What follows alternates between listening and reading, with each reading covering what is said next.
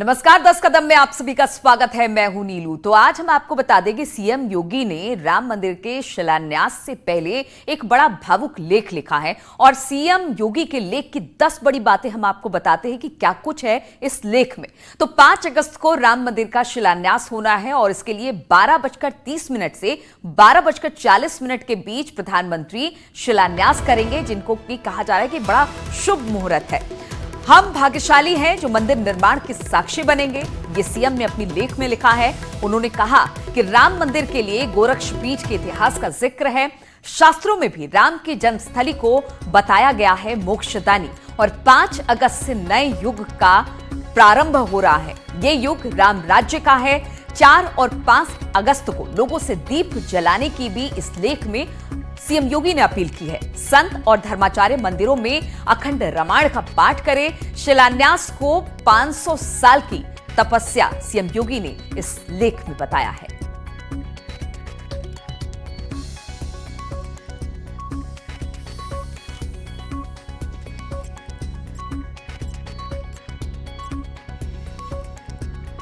तो आज सीएम योगी ने एक बड़ा भावुक लेख लिखा है। शिलान्यास की तारीख 5 तारीख को निश्चित की गई है और उससे पहले अपने मन की जो बातें थी इस लेख के जरिए योगी आदित्यनाथ ने इस लेख में रखा है। उन्होंने कहा कि राम मंदिर को लेकर सीएम योगी का जो भावुक लेख था उसमें कहा गया कि राम मंदिर शिलान्यास को लेकर लिखा लेख सनातन धर्म के अनुसार सपना साकार होने जैसा है। और इसी पर बातचीत करने के लिए अजीत सिंह हमारे साथ लखनऊ से जुड़ रहे हैं। अजीत, शिलान्यास का वक्त अब निश्चित हो चुका है और अब तारीख की घोषणा के बाद आज जिस तरह से मुख्यमंत्री का ये लेख आया है उसमें बहुत सी ऐसी बातों का जिक्र किया है और वो उत्साह उल्लास सीएम के इस लेख में दिखाई दे रहा है।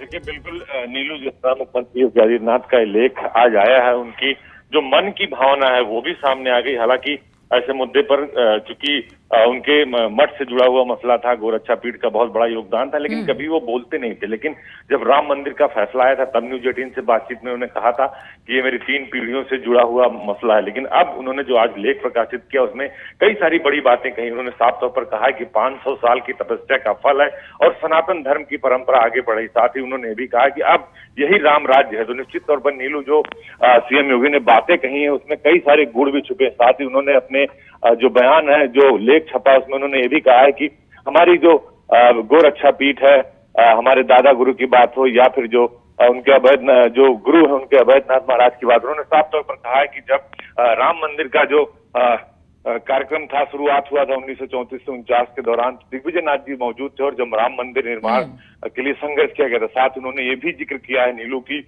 जब 23 दिसंबर 1949 को विवादित ढांचे में रामलला का प्रकटीकरण हुआ था, उस दौरान गोरक्षा पीठ। बिल्कुल अजीत, जिस तरह से अगर इस लेख को मैंने भी पढ़ा है, इस लेख में कहीं ना कहीं उन सब बातों का जिक्र है जो कि काफी लंबे समय से ये आंदोलन के तहत गोरक्षनाथ पीठ और उससे जुड़े हुए तमाम संत महंत जुड़े रहे। उन्होंने अपने दादा गुरु का जिक्र किया, अपने गुरु का जिक्र किया। अब उनके लिए खुशी का क्षण ये भी है कि जब आधारशिला रखी जा रही है तो स्वयं सीएम योगी खुद उत्तर प्रदेश के मुख्यमंत्री के तौर पर वहां पर मौजूद रहेंगे। इससे बड़ी खुशी की बात नहीं है। लेकिन साथ ही साथ उन्होंने लोगों से एक अपील भी की है इसमें कि आप सभी अपने घरों में जिस दिन शिलान्यास होगा दीपक जलाएं, यानी कहीं ना कहीं अपने गोरक्षनाथ पीठ से जो संबंध राम जन्मभूमि और उसके आंदोलन का रहा उसको भी बोला है और लोगों से भी अपील की है। बिल्कुल नीलू, जिस तरह मुख्यमंत्री ने साफ तौर पर बात की, अगर आप 2-3 बड़ी बातों का जिक्र करिए तो सीधे तौर पर उन्होंने कहा है कि 4 और 5 अगस्त को सभी लोग अपने घरों में दीपक जलाएं। साथ ही उन्होंने ये भी कहा कि जो सनातन धर्म से जुड़े लोग हैं, महंत हैं, संत हैं, वो सभी लोग जो है अखंड रामायण का पाठ करें और दीप जलाएं। तो साथ ही उन्होंने ये भी अपील किया है लोगों से कि जो कि करोड़ों अरबों भक्त यहाँ आना चाह रहे थे लेकिन कोविड-19 की वजह से संभव नहीं हो पा रहा है, लिहाजा बिल्कुल अजीत, तो कहा जा सकता है। उन्होंने लेख के अंत में ये भी लिखा है कि कोविड का समय है, इसलिए बहुत सारे लोग जो राम जन्मभूमि और उसके शिलान्यास से जुड़ना चाहते थे वो नहीं जुड़ेंगे। तो 4 और 5 तारीख को अपने घर में दीपक जलाए, रामायण का अखंड पाठ करने की उन्होंने साधु संतों से बात की है और कहीं ना कहीं इस लेख में गोरक्षनाथ पीठ और अपने मन की बात रखी है सीएम योगी ने। बहुत बहुत शुक्रिया आपका जानकारी देने के लिए। और अब बात कानपुर कांड की करते हैं। तो कानपुर में संजीत राय अपहरण और हत्या मामले में एक सनसनीखेज वीडियो अब सामने आया है। वीडियो में इंस्पेक्टर जो सस्पेंडेड है इस वक्त, रंजीत राय, एक बड़े क्रिमिनल के साथ डांस करता दिखाई दे रहा है।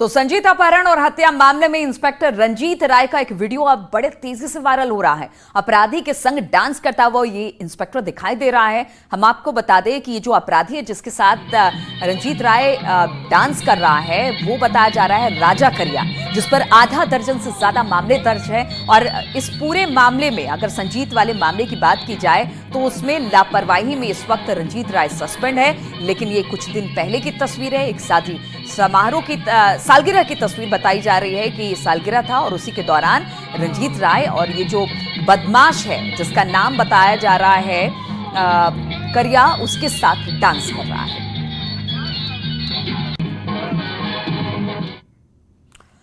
और विकास दुबे एनकाउंटर में बड़ा खुलासा हुआ है। नीरज सिंह गौर देता था विकास को हथियार, बिना रिकॉर्ड के कारतूस असलाह इसे दिया करता था। नीरज समाजवादी पार्टी से भी जुड़ा हुआ है। नीरज सिंह गौर, अब यह बताया जा रहा है कि एसटीएफ की जांच में इस बात का खुलासा हुआ है और इस खुलासे के बाद ही ये बात सामने आई है कि विकास दुबे को जो नीरज सिंह गौर है वो हथियार दिया करता था और इसका कोई रिकॉर्ड भी नहीं रखता था, किसी तरह का कोई रिकॉर्ड नहीं है। और अब यह बात एसआईटी की छानबीन में सामने आई है।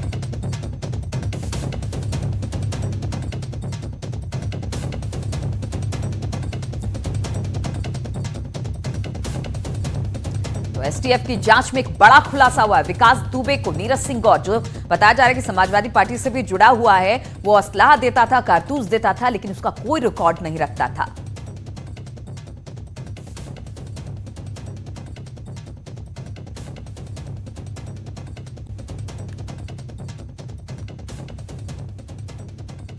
तो रोज विकास दुबे एनकाउंटर में बड़े बड़े खुलासे हो रहे हैं और अब एक और खुलासा हुआ है कि नीरज सिंह विकास दुबे को हथियार देता था, वो भी बिना रिकॉर्ड के। किसी तरह की कोई कागजी कार्रवाई इसमें नहीं होती थी। नीरज बताया जा रहा है कि समाजवादी पार्टी से जुड़ा हुआ है और अब जांच में यह बात सामने आई है। और गैंगस्टर विकास दुबे मामले में आज का दिन बेहद अहम है। जांच के लिए बनी एसआईटी अपनी रिपोर्ट शासन को आज सौंप देगी।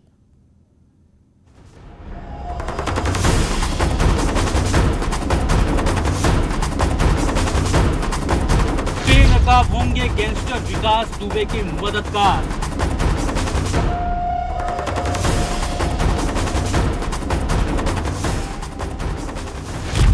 एसआईटी कल सौंपेगी जांच रिपोर्ट।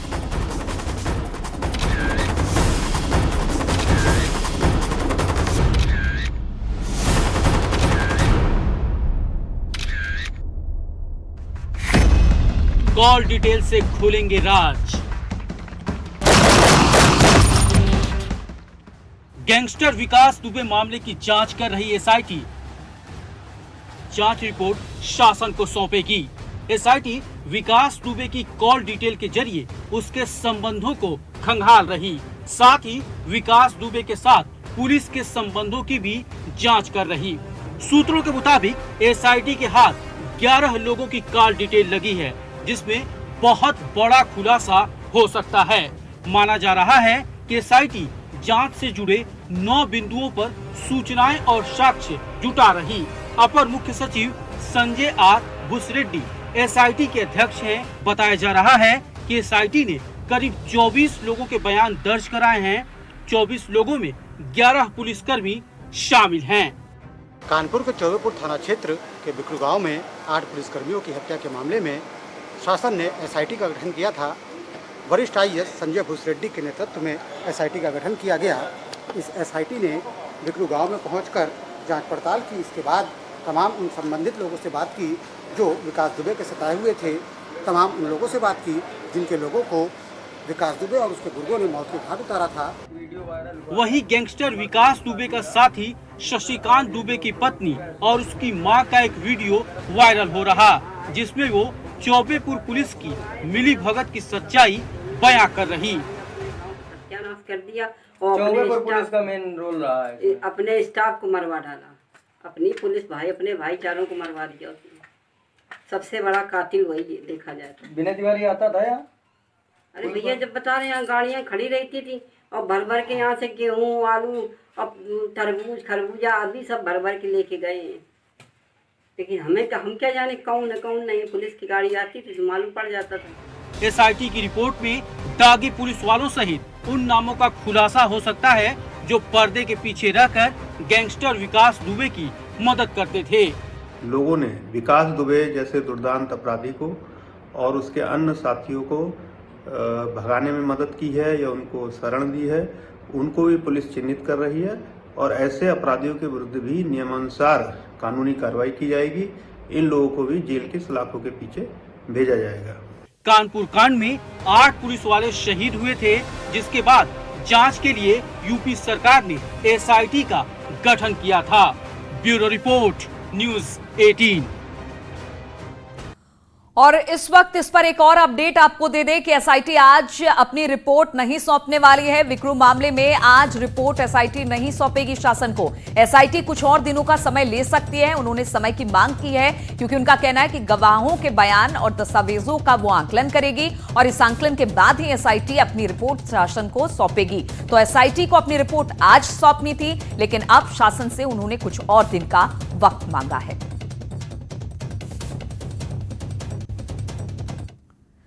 और कानपुर से खबर लेते हैं। यहां पर जय वाजपेयी पर तो पहले ही से शिकंजा कस रहा था, अब उनके भाइयों पर भी शिकंजा कसता जा रहा है। जय वाजपेयी के भाइयों पर अब शिकंजा कस सकता है। जय के 3 भाइयों पर गैंगस्टर लगा दिया गया है। सरकारी जमीनों पर कब्जे समेत कई गंभीर अपराध लगाए गए हैं और इन अपराधों को चौबेपुर और नजीराबाद थाने में मामले को दर्ज कराया गया है।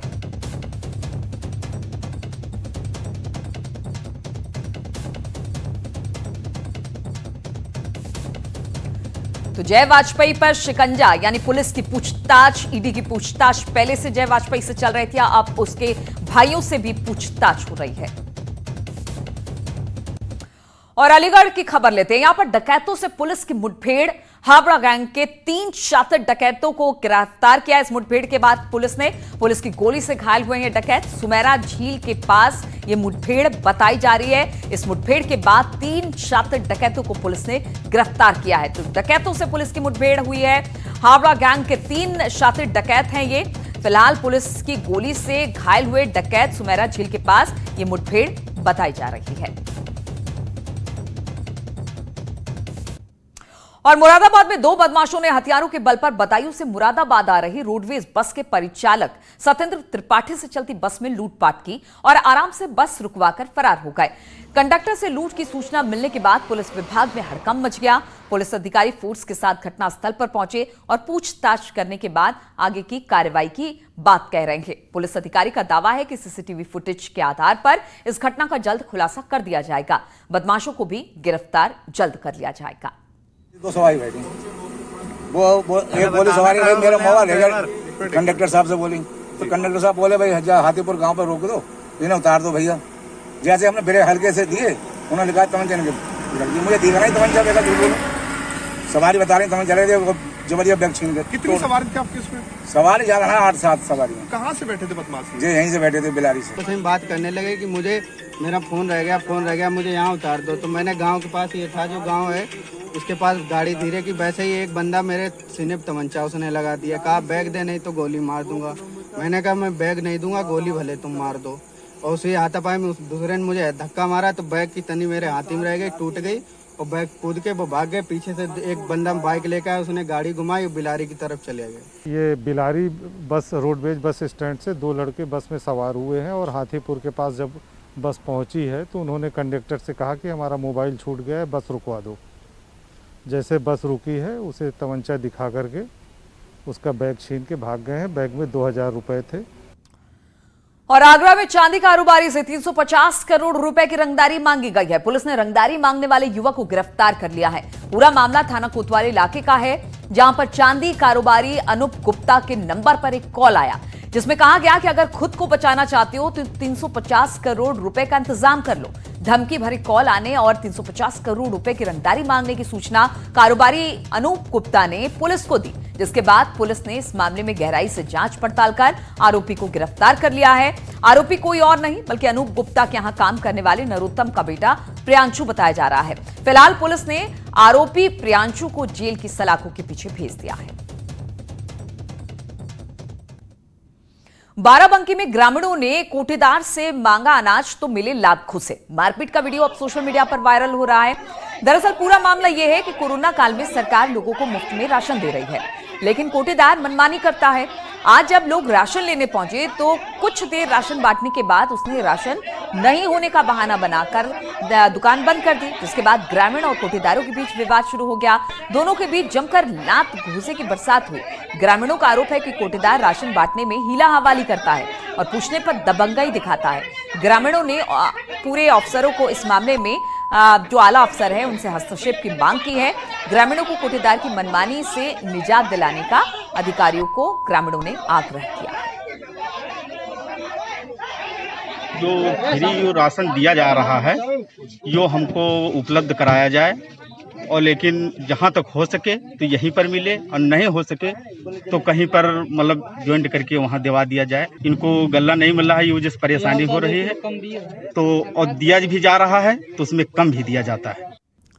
और अब राम जन्मभूमि की तैयारियों की बात कर ली जाए कि किस तरह से शिलान्यास का कार्यक्रम हो रहा है और नित नई चीजें वहां से निकलकर सामने आ रही है। अब भूमि पूजन के लिए तैयार हो रहे हैं लड्डू। जी हां, मणिराम दास छावनी में तैयार हो रहे हैं लड्डू। भूमि पूजन के लिए 1,11,000 लड्डू की तैयारी चल रही है। स्टील के डिब्बा में पैक होंगे लड्डू। 111 थाल में रामलला दरबार में ये लड्डू जाने वाले हैं तीर्थ क्षेत्रों में। इसके बाद इसे वितरित किया जाएगा इन लड्डुओं को जो तैयार हो रहे हैं इस वक्त।